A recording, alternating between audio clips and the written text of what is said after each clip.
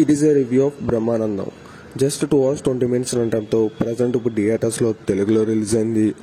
ఈ మూవీ అంతా చూసాక నాకు ఎలా అనిపించింది, నచ్చిందా లేదా, ఈ వీకెండ్కి ఈ మూవీ చూడొచ్చా లేదా, ఈ విషయాలను తెలియాలంటే ఇంక ఈ మూవీ చూడాల్సిందే.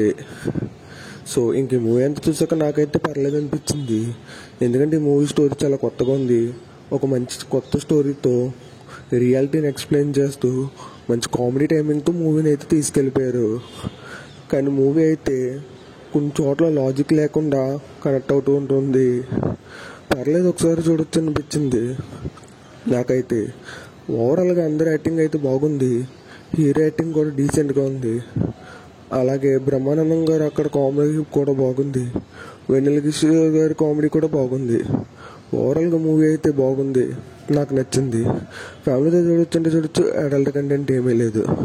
ఈ వీడియో కానీ మీకు నచ్చితే లైక్ చేసి ఛానల్ సబ్స్క్రైబ్ చేసుకోండి.